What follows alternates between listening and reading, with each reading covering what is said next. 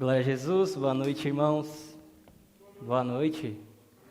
Glória a Deus, obrigado. Glória a Jesus. Sei que hoje está um dia frio, estamos num dia chuvoso, mas glória a Jesus, que Ele seja exaltado. Creio que nós temos mais uma arte, né, Mari, sobre o café teológico. Será que tem aí?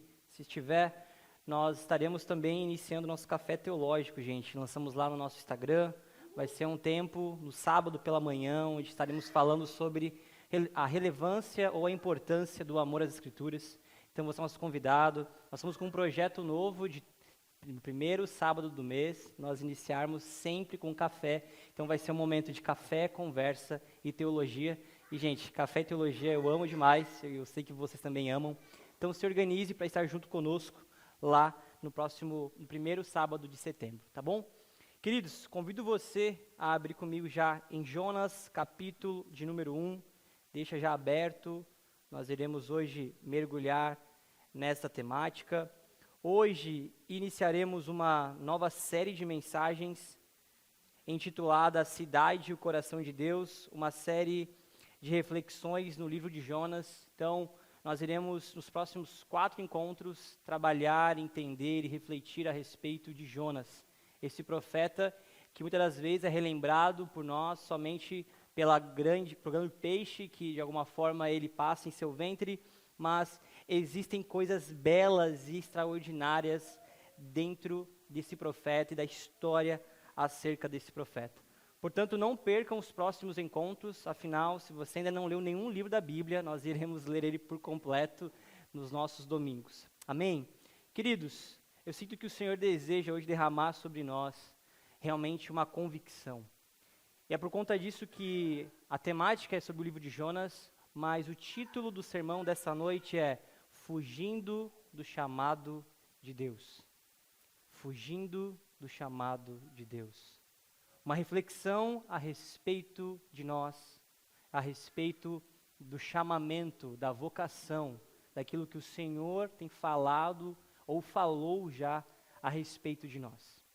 Por isso, se você abriu Jonas, capítulo de número 1, nós leremos do verso de número 1 a 16. A palavra do Senhor diz assim: O Senhor deu essa mensagem a Jonas, filho de Amitai. Apronte-se e vá à grande cidade de Nínive. Anuncie meu julgamento contra ela, pois vi como seu povo é perverso. Jonas se aprontou, mas foi na direção contrária, a fim de fugir do Senhor.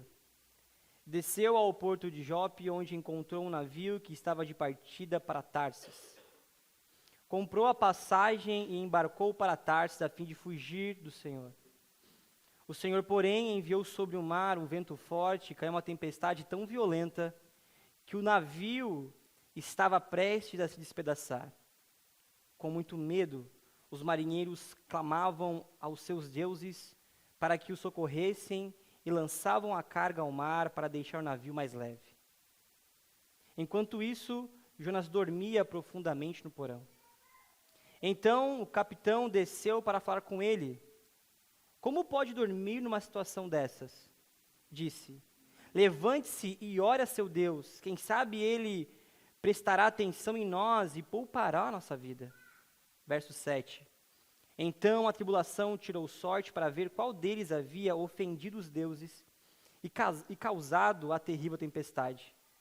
Quando tiraram as sortes, elas indicaram que Jonas era o culpado. Por que essa terrível tempestade veio sobre nós? Perguntaram. Quem é você? Qual a sua profissão? De onde vem? Qual é a sua nacionalidade? Jonas respondeu, sou hebreu e adoro o Senhor, o Deus do céu, que fez o mar e a terra. Os marinheiros ficaram apavorados quando ouviram isso, pois Jonas já havia lhes contado que estava fugindo do Senhor. Por que fez uma coisa dessas? Disseram. E visto que a tempestade piorava cada vez mais, perguntaram-lhe, o que devemos fazer com você para que a tempestade se acalme? Jonas respondeu, jogue-me ao mar, e ele voltará a ficar calmo. Eu sei que essa terrível tempestade é culpa minha. Em vez disso, os marinheiros remaram com ainda mais força para levar a embarcação à terra, mas não conseguiram, pois o mar tempestuoso havia se tornado muito violento. Então clamaram ao Senhor e disseram: Ó Senhor, não nos deixes morrer por causa deste homem, e não nos responsabilizes pela morte dele. Ó Senhor, tu sabes os motivos por que enviaste esta tempestade sobre ele. Depois, os marinheiros pegaram Jonas e o lançaram ao mar, e no mesmo instante a furiosa tempestade se aquietou. Espantados com o grande poder do Senhor, os marinheiros ofereceram um sacrifício e firmaram um compromisso de servi-lo. Até aqui, amém e amém. Vamos orar mais uma vez? Convido você a fechar os seus olhos, a baixar a sua fronte. Glória ao Senhor Jesus. Pai, nós te damos graças por tudo o que o Senhor fez até aqui. Obrigado, amado Espírito, por conduzir esse culto. Obrigado por se fazer vivo e real em meus louvores. Nós oramos nesse instante, colocando essa série diante de Ti. Que o Senhor guie cada um de nós, que o Senhor realmente seja o capitão dessa embarcação. Que o Seu Espírito sopre sobre nós, apontando a Sua vontade, os Seus desígnios. Amado e querido Espírito, abra nossa mente e coração, para que a semente hoje possa crescer e germinar, de uma forma, quem sabe, nunca outra vez vista. Assim oramos, e em Teu nome agradecemos. Amém, amém e amém. Irmãos, nós temos uma história incrível. E talvez você que cresceu na igreja, ou talvez não cresceu, você vai relembrar dessa história. A respeito de um profeta que é levado a Deus a fazer uma missão, ele foge dessa missão, ele então entra em um barco fugitivo do Senhor, esse barco então é atacado por uma grande tempestade, um peixe o engole, enfim, é uma história realmente sobrenatural. Mas talvez o que precisamos atentar ao livro de Jonas é que possui muito mais do que isso. Relembramos ele como o profeta que foge, ou lembramos do grande peixe. Mas não tiramos reflexões a respeito, e nesse instante, e nesse domingo, nessa noite, a respeito da vocação. O Senhor Jesus, Ele chama Jonas assim como Ele chama a nós. Existe, de fato, uma realidade espiritual na qual todos nós somos convocados.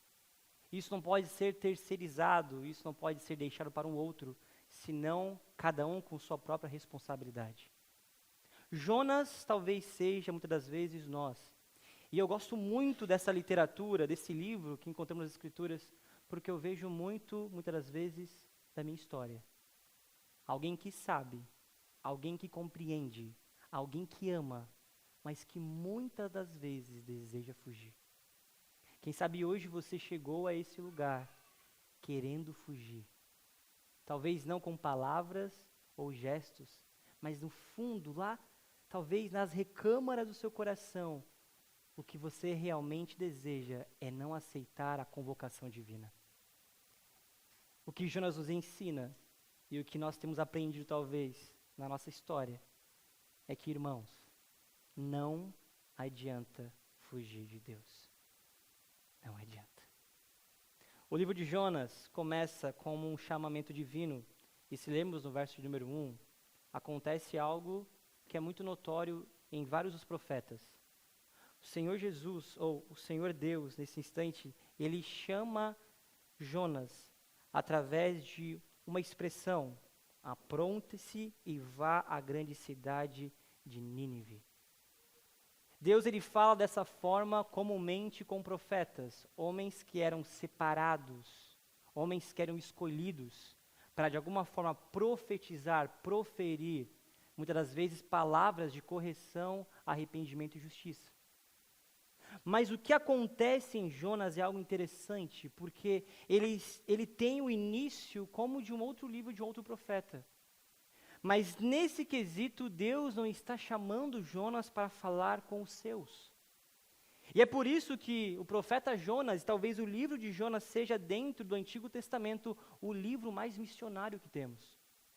Porque se outrora Deus chama Isaías e entre outros grandes profetas a proferir mensagens de Deus para o povo, em Jonas Deus profere uma mensagem para um povo gentílico, um povo que não adorava o Senhor.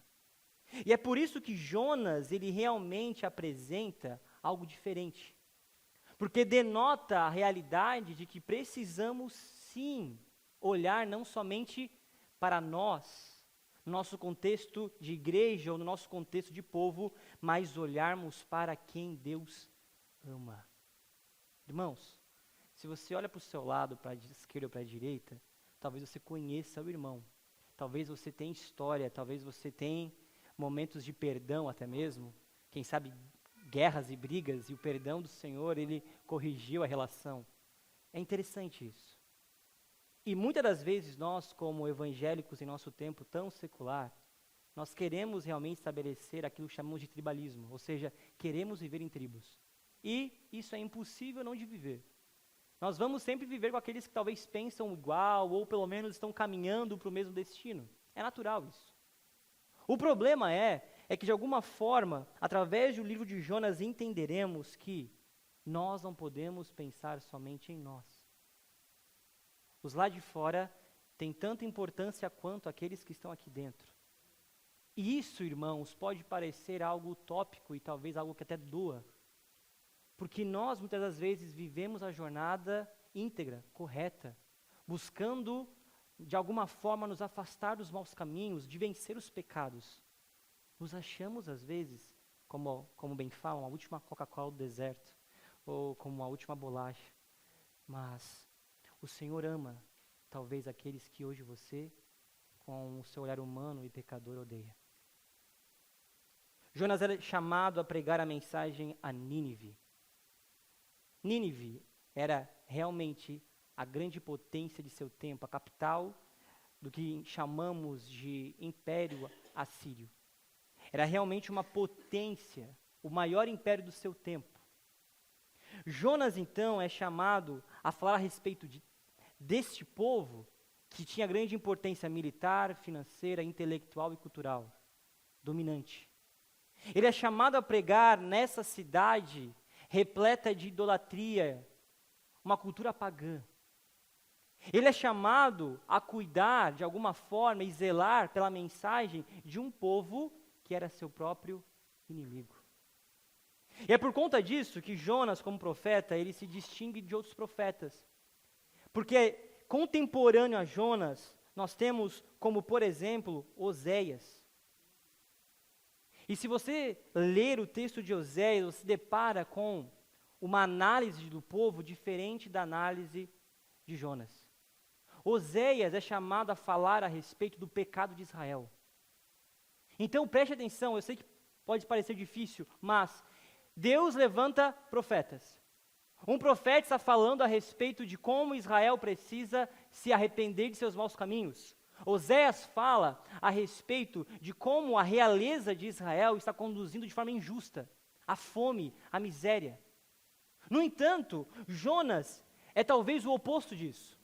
Segundo o que temos nas Escrituras, em 2 Reis capítulo 14, depois você pode abrir em casa, verso 25, Jonas é o profeta que ele, de alguma forma, está conectado ao conclamado rei Jeroboão II. Esse período da história de Israel, talvez seja um dos períodos de maior avanço militar, tirando, obviamente, o reinado de Davi e Salomão. Esse é um reinado diferente. Jonas, portanto, é um profeta que está, de alguma forma, dizendo: precisamos avançar, precisamos conquistar, precisamos ganhar guerras, adquirir e anexar territórios. Jonas é realmente um ultranacionalista. É um profeta que quer ver a sua nação avançar e prosperar. E quem não quer? Obviamente. Nós, como brasileiros, queremos ver realmente nosso Brasil avançar. Nós queremos ver nosso Brasil prosperar. Isso não é errado.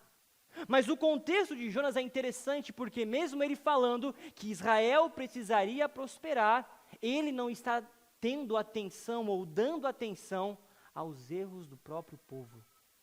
Queremos avançar, queremos conquistas, mas não estamos olhando para o nosso umbigo, não estamos olhando para as nossas falhas. Esse profeta ultranacionalista que deseja ver Israel avançar é chamado por Deus para falar aos seus inimigos que os seus inimigos são amados por esse Deus que ele ama. Algo nunca antes visto. Nas Escrituras, nós não temos nada como Jonas, ele é diferente de todos os outros profetas. A Assíria era um império realmente devastador e importante, imponente, mas era também conhecido como Estado terrorista. Quando a Assíria conquistava, não somente conquistava os seus territórios, mas escravizava aqueles que conquistava, e não somente escravizava no sentido que conhecemos, mas eles realmente eram ruins, maus. Existia uma questão de um dos seus imperadores chamado Salmanaser III. Ele é retratado dentro de uma pedra que é esculpida. A história dele é o seguinte: quando eles venciam guerras, aqueles que sobreviviam das guerras, os seus inimigos, eles cortavam as 2 pernas e cortavam um braço. O outro braço, todo o exército passava ao lado e cumprimentava, com nojo, olhando para aquele corpo totalmente mutilado e olhando para aquele corpo moribundo e esperando a morte.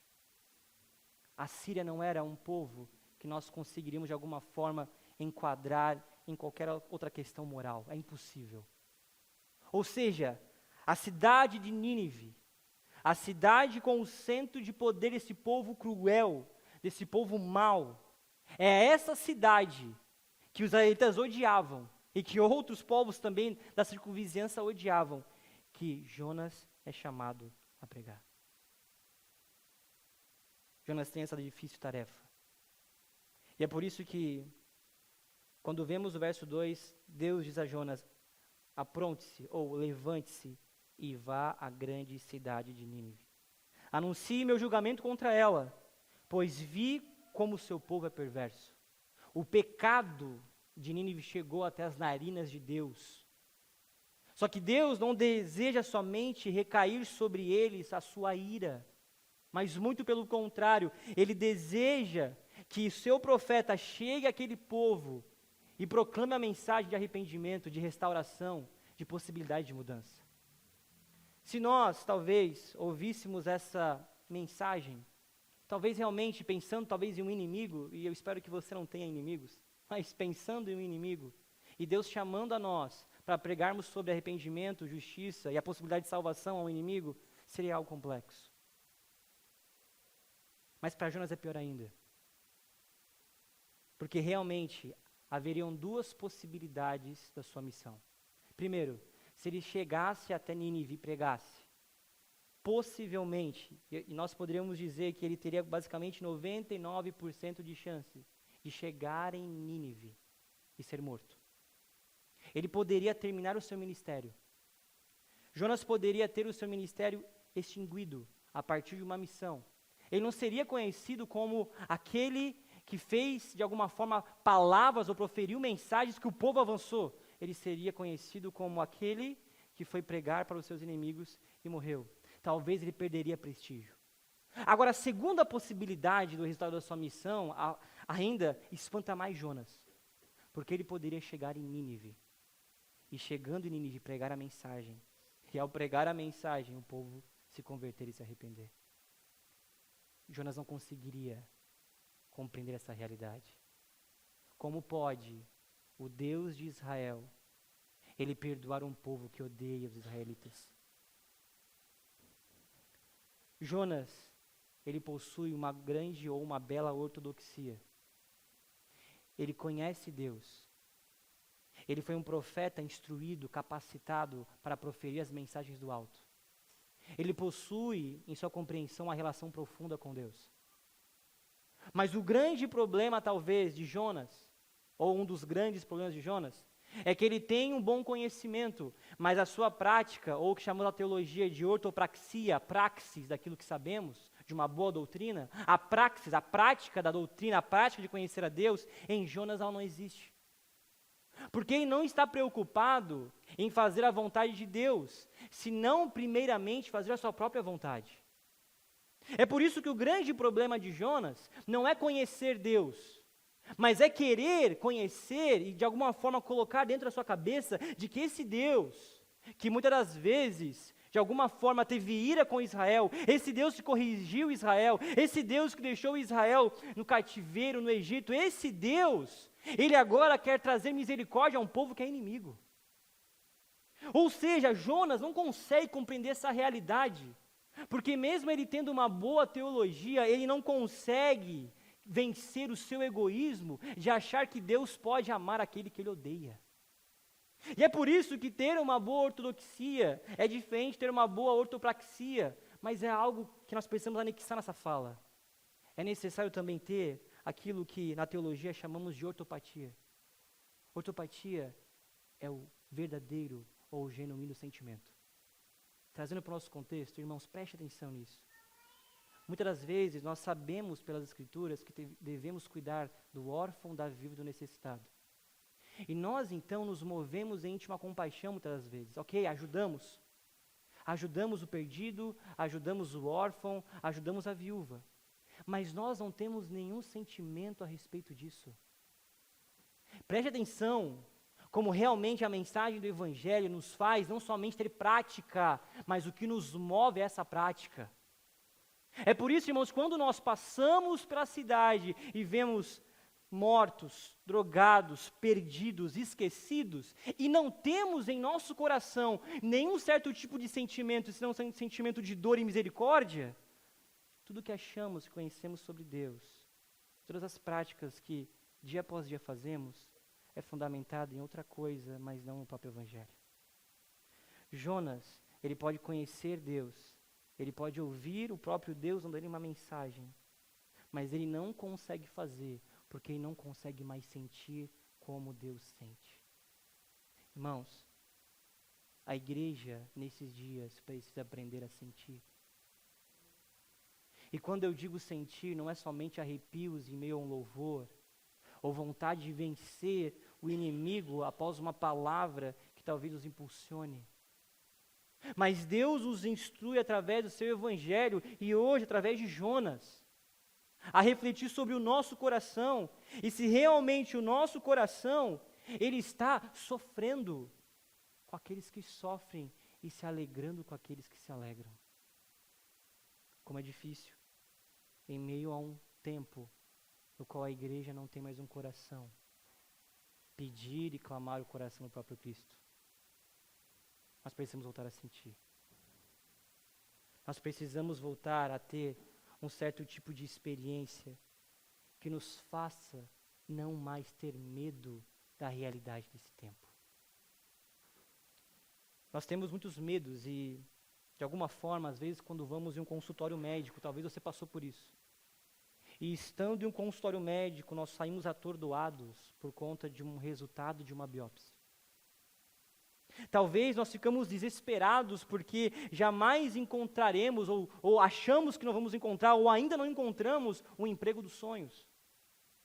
Ficamos desesperados ainda mais porque ainda não, talvez, encontramos nosso relacionamento romântico que tanto idealizamos ao longo do tempo. Quando nos deparamos, então, com a realidade da vida, nós precisamos entender que se Deus, ele existe, e se Deus é realmente soberano, tudo o que estamos vivendo não saiu do seu controle. E isso dói, irmãos. Porque isso significa que nos dias de dor, o Senhor foi soberano. Isso significa que nos dias de carências, de ausências, no dia que você deseja esquecer na sua história a memória que você queria que Deus rasgasse, a memória que você queria ter amnésia, nesse instante tão terrível, o Senhor estava ali. E nada saiu do seu controle. Pastor, mas você não conhece a minha história. Talvez eu não conheça. Mas eu conheço o Deus que escreveu a sua história. Eu conheço o Deus que não está atento a corresponder o que esperamos, mas é um Deus que está atento a corresponder à sua própria vontade.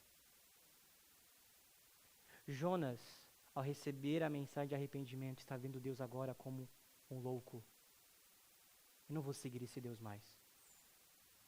Como pode um Deus santo, poderoso, repleto de sabedoria, a fonte do conhecimento, como pode esse Deus me enviar a um povo que eu posso ser morto, ou me enviar a um povo em que pode aceitar a minha mensagem, e esses nossos inimigos agora prosperarão e quem sabe muito mais do que nós? Não, esse Deus não é o Deus que eu quero servir.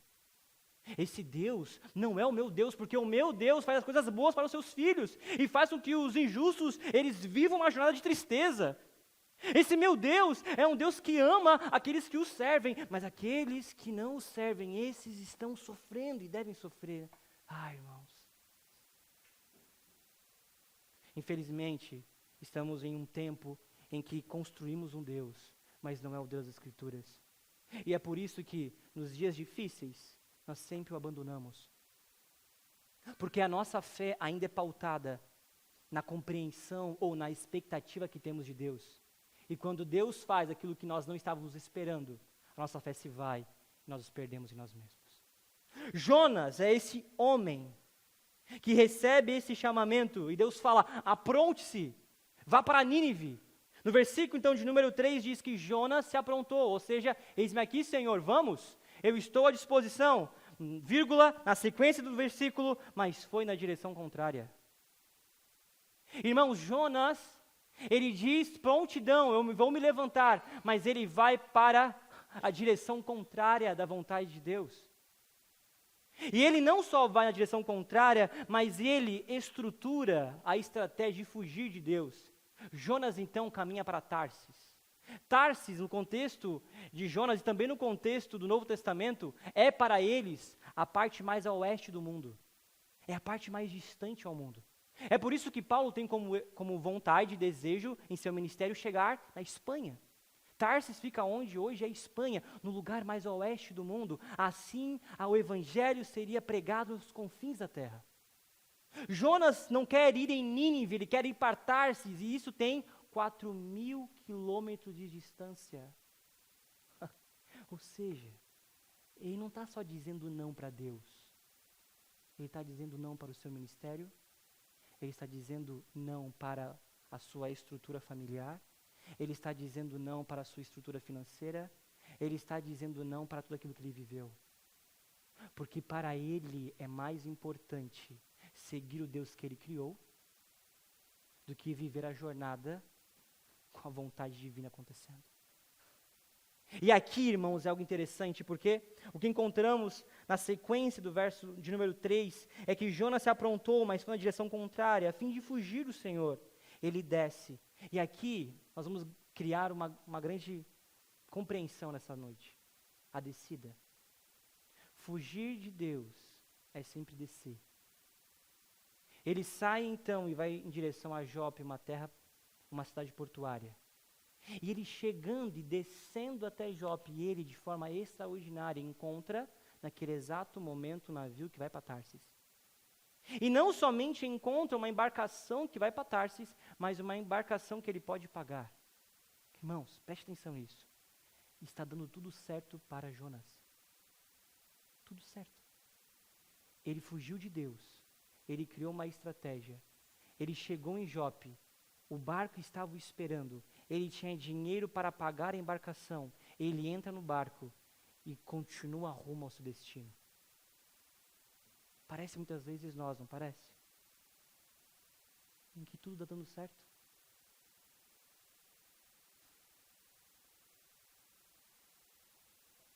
Jonas poderia dizer, quem sabe, glória a Deus. Cheguei na cidade onde eu pegarei o barco para fugir de Deus.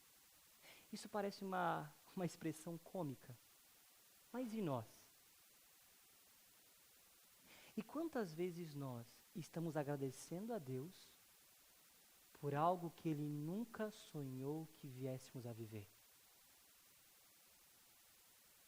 Nesse tempo, nós achamos que quando as coisas estão dando certo, significa bênção divina.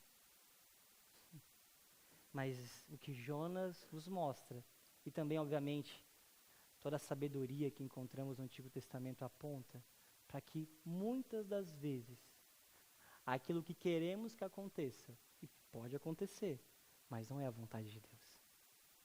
Quem sabe, nesses dias, tudo que você tem colocado às suas mãos tem dado certo. O seu emprego, a sua empresa, a sua faculdade. Quem sabe até mesmo seus relacionamentos, a sua vida de igreja. Tudo dando certo. para viver aquilo que nunca Deus sonhou para você. Fugir de Deus pode muitas das vezes ser prazeroso para nós. A reflexão nesse instante do capítulo é olhar para nós. Tá tudo dando certo? Tá com dinheiro na conta? Tá com a viagem comprada para as férias? Trocou de carro? Casamento tá bom? Mulher não tem brigado mais com você? Coisa boa, né? Os filhos estão crescendo? Aquela ação que você investiu prosperou. Ah, que legal. O seu ministério está avançando. Você está liderando pessoas, discipulando.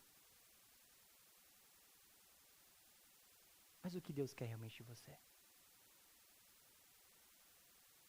O que Deus realmente tem chamado você? Você tem tido sucesso naquilo que Deus te chamou? Ou você tem tido sucesso naquilo que Deus nunca falou com você? Irmãos, todos nós somos um pouco procrastinadores. Eu não sei você, mas quando, por exemplo, eu sei que eu tenho que lavar o carro, eu faço qualquer outra coisa, mas eu não lavo o carro.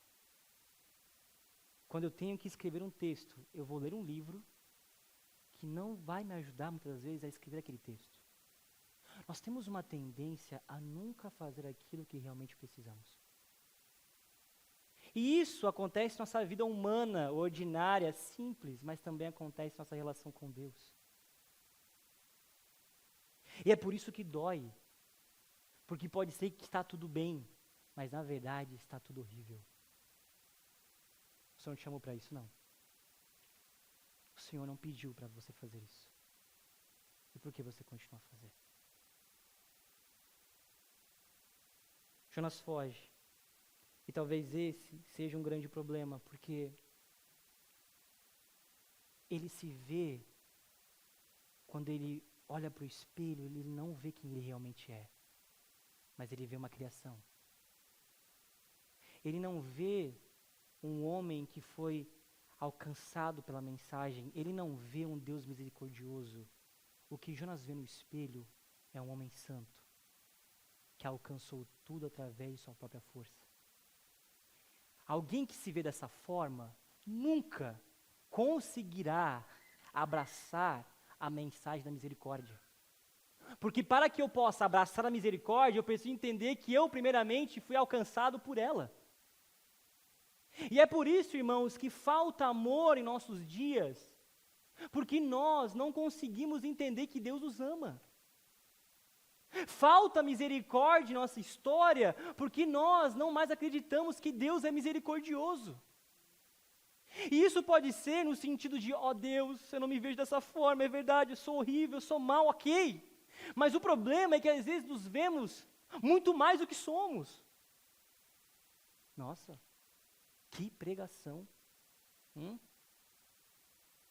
pastor botou a roupa de pregar hoje. As pessoas saíram impactadas. Que incrível. O filho levantou a mão no meio do louvor, que crente. Meu Deus. Quantas vezes eu mesmo me vi de uma forma que verdadeiramente eu não sou. E me ver de uma forma que eu não sou me faz não conseguir ver no outro as qualidades e nem mesmo aceitar e ajudar nos defeitos. Jonas não consegue abraçar a misericórdia porque ele não se vê mais como aquele que precisa dela. Você não consegue amar porque talvez você ache que não precisa mais de amor. Você talvez não consegue mais ajudar alguém porque você não precisa de ajuda. Não, pastor, a minha vida foi muito difícil, tudo foi aqui, ó. Comecei a trabalhar cedo. Tem alguns que é verdade, né? Quando a gente olha, dá pra ver que pegou muito sol, né? Trabalhou cedo demais. Pastor, eu conquistei tudo sozinho, casei, saí de casa. Pastor, eu fiz faculdade, tive que trabalhar e estudar. Pastor, eu abri uma empresa sem dinheiro algum e tudo deu certo porque eu não dormia, anos sem dormir direito. E olha hoje. Irmãos, nós estamos acreditando na utopia desses dias, de que somos nós que fazemos algo. E estamos esquecendo da oração que Jesus nos ensina. A oração do Pai Nosso nos ensina muitas coisas, mas dentre elas a grande realidade. De que tudo vem e é sustentado por aquele Deus que nos permite viver coisas que nós não precisaríamos, ou na verdade nós não poderíamos viver. Esse Deus, Ele nos comprou com sangue. Esse Deus nos ama de forma incondicional. E é por conta desse Deus que trabalhamos, é por conta desse Deus que damos dízimo, é por conta desse Deus que temos uma família, é por conta desse Deus que temos a possibilidade de vida eterna. Jonas, ele está fugindo. E ele está, de alguma forma, descendo a fuga de Deus. Ele chega então no barco, e ele vai para onde na embarcação? Para o porão do barco. Irmãos, porque quando nós estamos fugindo de Deus, ou da vocação de Deus, nós não queremos relembrar o que deveríamos fazer. E é por isso que para muitos ouvir o Evangelho dói. Não porque é uma mensagem que de fato corrige e exorta, mas porque nós sabemos que precisamos mudar de história. Porque nós sabemos que precisamos mudar. E aqui é interessante porque enquanto Jonas está descendo, nós temos um paralelo nos evangelhos, segundo Lucas 9 ou Marcos 10, de Jesus, no clímax do seu ministério, ele começa de forma geográfica, mas também espiritual, a subir até Jerusalém. Jesus, nos seus últimos instantes na terra, ele subiu de forma geográfica até Jerusalém, no clímax do seu ministério, porque lá ele seria entregue, lá ele permitiria ser crucificado, e lá ele, de alguma forma, através da cruz, salvaria todos nós. Viver a vocação não significa, obviamente, que tudo vai dar certo, mas significa que tudo terá sentido. Amanhã de manhã você vai acordar para ir para o trabalho, qual o sentido? Qual é o primeiro sentimento ou o primeiro pensamento que você tem ao ouvir o celular tocar? Motivação, garra, energia, meta? Ou o primeiro sentimento que você tem é, Senhor, obrigado. Obrigado porque mesmo eu sendo alguém que não merecia, o Senhor está permitindo seguir e avançar a vocação, e não fugir e me afundar no distanciar-se daquilo que o Senhor me convocou. A fuga de Jonas revela uma profunda desconfiança na bondade, sabedoria e justiça de Deus. Ele presumiu que, se não conseguia haver uma boa razão para a ordem que Deus o deu, então não havia motivo para continuar. Timothy Keller diz que existem duas estratégias de fugir de Deus. A primeira estratégia para você fugir de Deus, estou te ensinando, presta atenção. A primeira estratégia para você fugir de Deus é rejeitar abertamente aquilo que Ele ordena. A segunda forma de fugir de Deus é você buscar uma religiosidade que busca controlá-lo. Assim como o filho pródigo e o irmão mais velho na parábola de Jesus, Jonas, em seu patriotismo combativo, preferia ver os ninivitas perdidos a ver o seu próprio povo ameaçado. Ou seja, Jonas foge por conta da idolatria do seu próprio ministério. Jonas foge de Deus por conta da idolatria do ministério que Deus deu a ele. Qual é a lógica disso? Não há. Mas é isso que continuamos a fazer dia após dia. Todas as coisas cooperam e está tudo dando certo. Mas o Senhor não está sendo glorificado. Jonas, por conta de sua idolatria, no versículo de número 3, parte B, ele então compra a passagem para Tarsis a fim de fugir do Senhor. Agora, algo é inegável. Verso 4. O Senhor, porém, enviou sobre o mar um vento forte e caiu uma tempestade tão violenta que o navio estava prestes a se despedaçar. Irmãos, nenhum marinheiro, alguém que realmente tem experiência, ele vai sair para alto mar sem antes analisar os sinais. se há chuva, se há nuvem, se há ondas.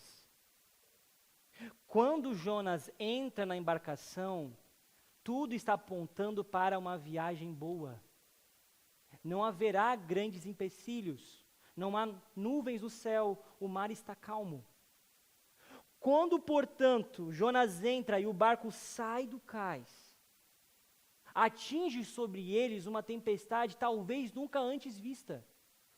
Porque essa tempestade não é uma tempestade natural. Não é uma tempestade como agora, talvez no alto mar nesse instante é uma grande tempestade. Mas o que acontece com Jonas na embarcação é que é uma tempestade divina. É uma tempestade que talvez nunca outros tiveram essa experiência.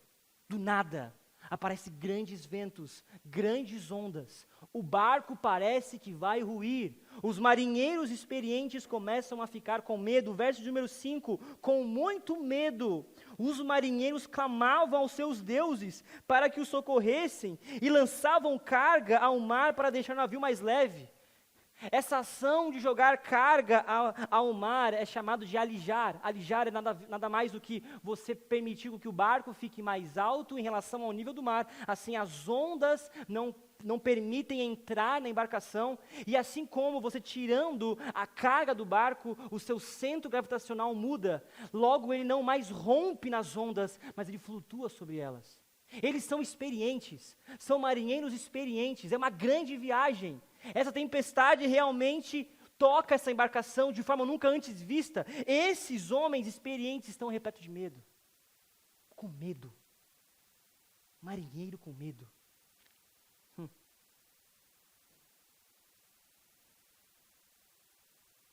Enquanto isso, final do verso 5, Jonas dormia profundamente no porão.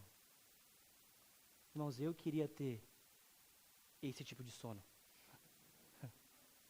Nós ficamos 4 dias no Rio Amazonas.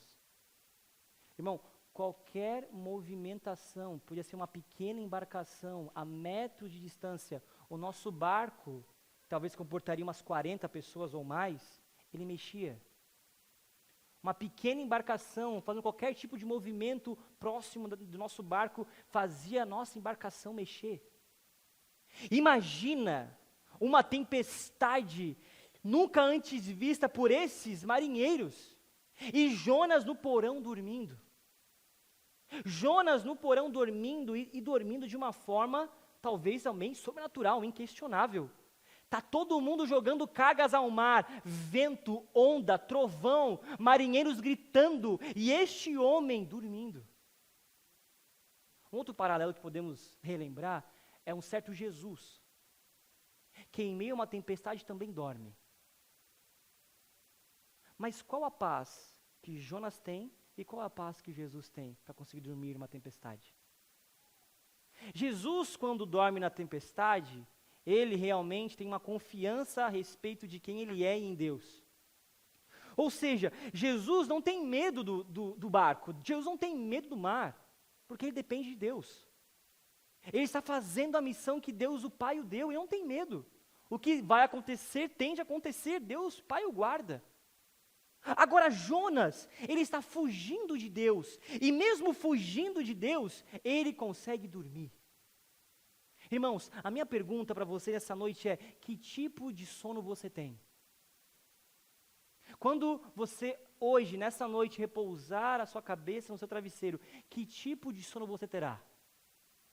Um sono daquele que vive a missão, ou seja, como Cristo, que recebeu o chamamento, que se esvazia de sua glória e que caminha para a entrega de si? Ou muitas das vezes estamos dormindo como Jonas. Irmão, isso é interessante, porque é possível ter uma paz que excede a lógica, mas não sendo a paz de Deus. E isso, de alguma forma, deveria nos consumir nessa noite. Presta atenção nisso. Nós, quem sabe, hoje estamos vivendo um tempo onde encontramos paz, mas não a paz de Deus. Nós continuamos em nossa vida de pecado. Nós continuamos fugindo da vocação. Nós continuamos a, de alguma forma, nutrir um estilo de vida no qual Cristo não é glorificado. Continuamos e conseguimos dormir como Jonas. Porque é possível sim ter paz e alegria nesse tempo, sem amar e seguir a Jesus. É por isso que é uma grande reflexão nessa noite, quando você for dormir, você vai lembrar de mim. Porque você vai fechar os olhos e você não sabe se vai acordar amanhã. Não é medo, não estou dando medo aqui a ninguém, tá bom? Mas você não sabe se vai acordar. Ninguém sabe, eu não sei. Agora a pergunta é, o que faz você saber que você vai acordar amanhã ou querer acordar amanhã? Aonde está a confiança? Se hoje Deus, Ele realmente, de alguma forma, nos leva para si, que tipo de legado deixaremos? O legado de um profeta que foge ou o legado de um discípulo que segue o mestre? Irmãos, muitas vezes a nossa paz nesses dias, ela tem sido fundamentada na nossa própria força. Porque sabemos que temos comida na geladeira, gasolina no carro. Porque sabemos que temos o trabalho. Porque sabemos que temos alguém para quem voltar. Mas nós não estamos mais nos perguntando se a paz que estamos carregando é realmente essa paz que transcende qualquer tipo de realidade, de sonho, de alegria ou de dor. Jonas dorme. Muitas das vezes como nós. Preste atenção nisso, eu não quero causar espanto, mas muitas das vezes como nós. Que achamos que está tudo bem. Viver uma jornada no qual o pecado é algo que se deleita, que se ama. Nós achamos que está tudo bem, temos paz. E você já ouviu isso? Quantas vezes eu tive que corrigir, irmãos? Pastor, eu senti paz. Ai, vou namorar, senti paz. Eu vou fazer isso aqui, pastor, eu senti paz. Que paz? Senti no meu coração, que coração? A palavra diz coração do homem. Ele é obscuro. Que paz é essa? Essa semana eu tive uma DR com a minha esposa. Olha que interessante. Ela começou a falar, você está trabalhando demais. Ela olhou para mim agora, e o Pedro também. Você está trabalhando demais. Eu falei, amor, mas eu estou fazendo isso por você. Sabe o que ela me respondeu? Não. Você está fazendo isso por Jesus. Eu olhei. Poxa. Mas será que realmente tudo que eu tenho feito é por Jesus? Será que tudo que eu tenho feito é pela minha família? Ou será que tudo que eu tenho feito é pelo meu ministério? O que me move? Pô, pastor, mas você não ganha mais dinheiro, é verdade, não ganha muita coisa não. Mas o que me move? É o sucesso? É a realização? O que me move? Ela me deixou em crise. Ela não sabe, me deixou em crise. Porque talvez demonstrei para ela algo que talvez não seja nem a realidade do meu coração. E como nós conseguimos sim mostrar algo que não somos? Como conseguimos?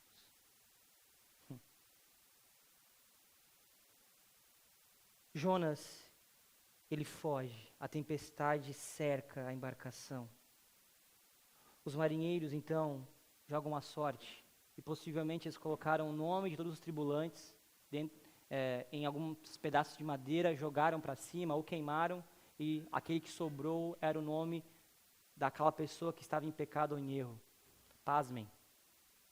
Eles jogaram a sorte, até sobre a sorte, Deus é soberano. Os marinheiros, portanto, ao jogarem a sorte, percebem que realmente esse Jonas é aquele que está causando as grandes dificuldades. É esse Jonas que no versículo de número 6, o capitão pergunta, mas como você pode dormir? Como você pode dormir? Como você pode dormir se está tudo dando errado?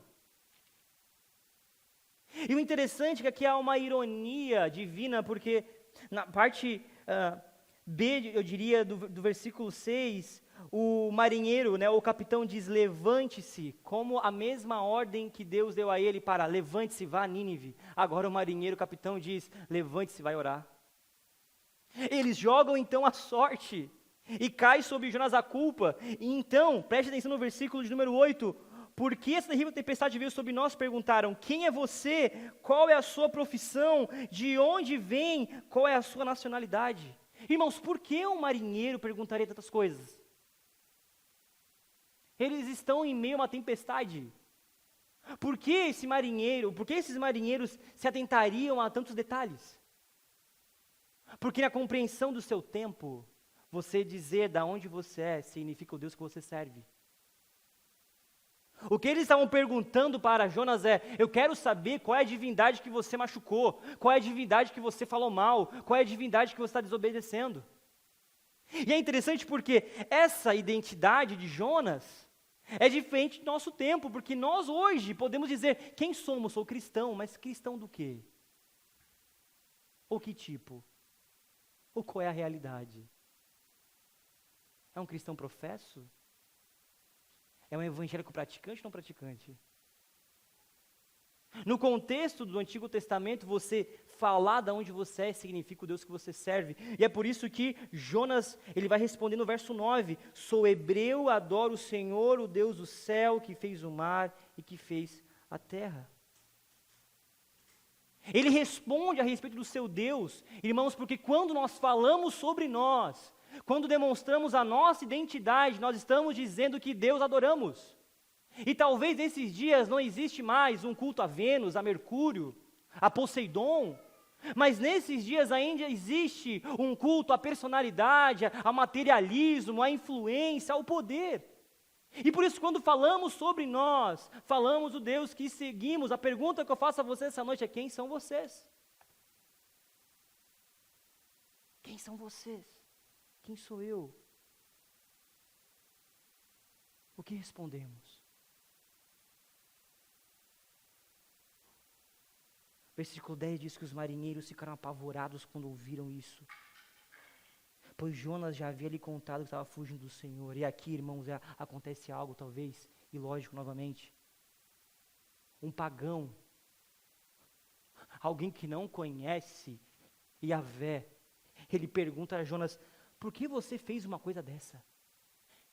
Irmãos, é como se alguém lá de fora do mundo olhasse para a igreja e questionasse a igreja. É como se alguém que não conhece o Senhor falasse, mas como você fez isso com esse Deus? Como você pôde negar a vontade de Deus? Como pôde? Eu ia perguntar, mas quem é você na fila do pão, querido? Você nem aceitou Jesus, você nem é cristão, nem batizado é. Não, mas como você pode?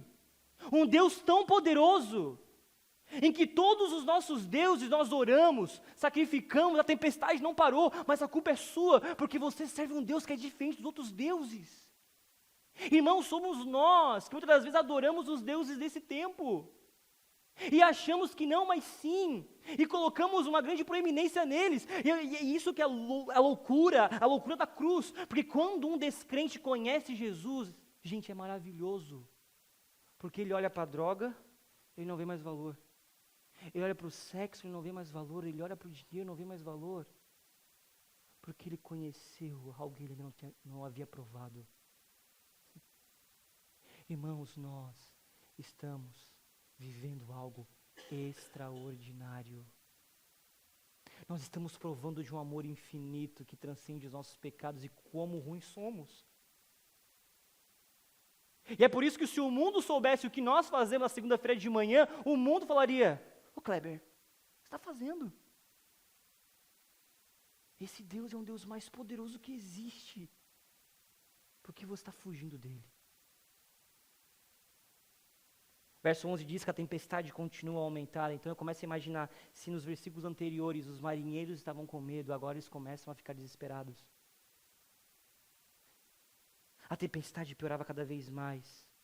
Então eles perguntaram, o que devemos fazer com você para que a tempestade se acalme? Irmãos.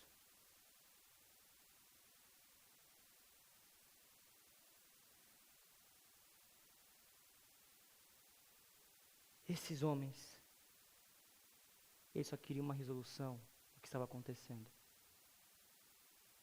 Eles então perguntam para aquele que é devoto do Deus mais poderoso: o que vamos fazer? Jonas responde no verso número 12: jogue-me no mar e ele voltará a ficar calmo. Jonas não quis pregar a mensagem para salvar 120.000 pessoas que viviam em Nínive. Mas no instante de tempestade, ele está disposto a sacrificar quem ele é para salvar os marinheiros. Porque Jonas sabe que aqueles marinheiros eram inocentes. E que a culpa pelo pecado não era deles, a tempestade não era movida por eles, mas era movida pela ira de Deus contra o próprio Jonas. Ele então, de forma, agora, em mudança de olhar, de paradigma, ele fala: me lance no mar. Porque se vocês me lançarem no mar, a tempestade irá de alguma forma desaparecer. Vivemos um tempo no qual Deus ele permite muitas vezes que as tempestades nos alcancem. E é talvez dentro das tempestades que conseguimos realmente compreender quem somos e quem devemos ser. É por isso que nós não podemos em nenhum instante achar que as tempestades da vida são causadas somente pelo pecado. Às vezes é o Senhor que nos nutre, sim. Mas o que Tim Keller fala é que todo pecado recebe um certo tipo de punição. É por isso que Deus usa a tempestade às vezes para despertar quem devemos ser, para vivermos e conduzir a nossa vida para o arrependimento. Irmãos, todo pecado gera tempestade. Todo pecado gera tempestade. Nem toda tempestade é originada de pecado, mas todo pecado gera tempestade. O Senhor permite que as tempestades nos alcancem, na perda de entes queridos, na quebra financeira, no ser mandado embora do trabalho, do filho talvez não corresponder àquilo que você imaginou. Deus permite que todas essas coisas aconteçam para nos ensinar e nos levar ao lugar de arrependimento e misericórdia. Os marinheiros, no versículo de número 13, eles sabem que precisam jogar Jonas no mar, mas eles não querem. Eles não querem ter em suas mãos o sangue de inocente. E é por isso que no versículo 13, os marinheiros começam a remar com ainda mais força para levar a embarcação até a costa, a terra firme. Mas a tempestade só aumenta. É impossível. Todos irão morrer. O que acontece na sequência dessa experiência transcendental é então o que encontramos no verso 14. A oração dos marinheiros diz assim: ó Senhor. Irmãos, os marinheiros usam a expressão Yahvé, uma expressão que denota aliança. Ou seja, esses marinheiros que outrora adoravam outros deuses, por conta de todo o pecado e erro de Jonas, agora eles conseguem compreender o Deus verdadeiro. Eles então declaram: ó Senhor, ó Yahvé, expressão de aliança. Não nos deixes morrer por causa deste homem e não nos responsabilize pela morte dele. Ó Senhor, ó Yahvé, tu sabes os motivos por que enviaste essa tempestade sobre ele. Depois, os marinheiros pegaram Jonas e o lançaram no mar, e no mesmo instante a furiosa tempestade se aquietou. Verso de número 16. Espantados com o grande poder do Senhor, Yahvé, os marinheiros lhe ofereceram o sacrifício e firmaram um compromisso de servi-lo. Irmãos, até mesmo no pecado de Jonas, no ápice da sua loucura de fugir de Deus e da vocação, ele em algum momento, por conta da tempestade originada por seu pecado, Deus permite com que ele tenha algum momento de lucidez. Ele então percebe que não poderia permitir que os marinheiros morressem por conta dele. Ele fala: me lancem ao mar. Os marinheiros pegam Jonas e jogam ao mar, e imagina a cena. Eles jogando um homem ao mar, em meio a uma tempestade que estava ruindo o barco. Jonas sabia que morreria. Mas ele entendeu, ou ele teve um momento de lucidez, de entender que realmente ele não poderia fugir do Senhor. Os marinheiros jogam ele no mar, e naquele mesmo instante em que ele toca a água, a tempestade para. O vento para de soprar. As ondas ficam calmas. Naquele instante que Jonas está agora no mar, esses homens conseguem compreender o que é um sacrifício de substituição. E é por isso que, em meio ao sacrifício de Jonas, temos um apontar para o próprio Cristo, que morreria por nós. Mas diferente de Jonas, Jonas estava disposto a morrer, mas morrer porque ele era um pecador e que merecia a morte. Por isso que o sinal de Jonas, no qual alguns pedem que Jesus diz, é realmente a expressão de que agora o Santo, o Deus poderoso, aquele que é inigualável, ele dá a sua vida, ele se joga ao mar para que nós, o universo, o cosmos, que estamos nessa embarcação, nós não tivéssemos a danação eterna. Esse Deus poderoso, ele então abraça, ele então se torna o sacrifício perfeito. E é por isso que Jonas aponta para isso. E sempre onde há uma ação sacrificial, há sim conversão, há sim remissão, há sim transformação. Jonas cai ao mar em meu desespero, mas os homens que estão ali, os marinheiros agora, conhecem a Deus. E, de alguma forma, agora nutrem uma aliança de servi-lo. Logo, o que nós precisamos, de alguma forma, hoje, observar em nossas realidades de vida,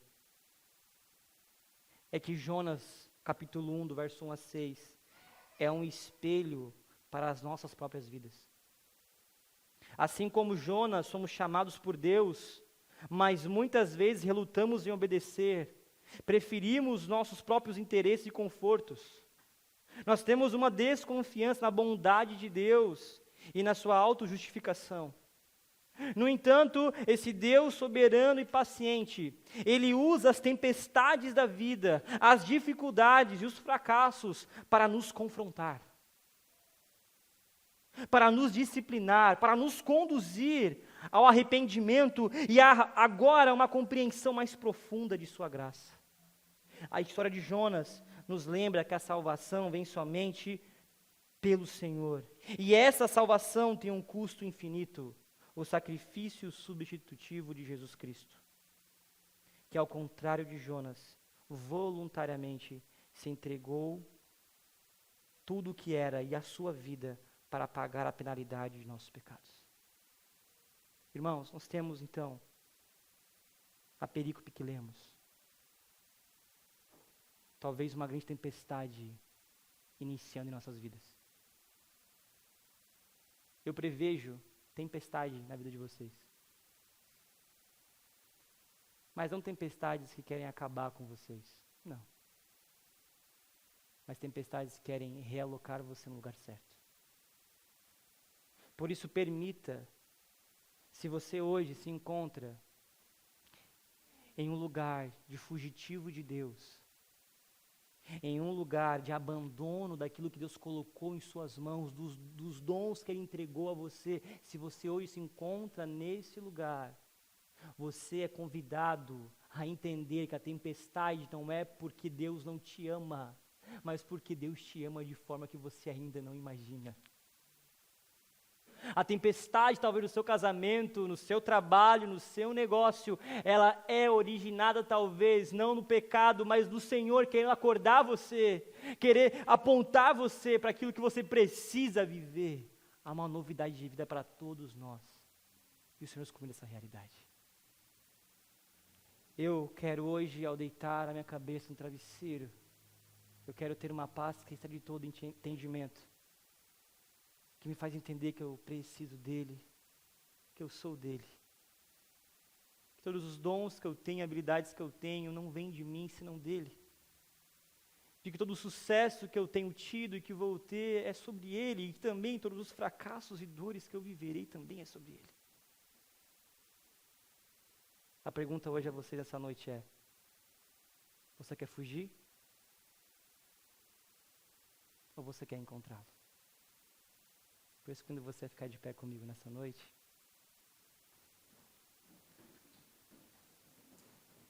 eu convido o louvor a subir.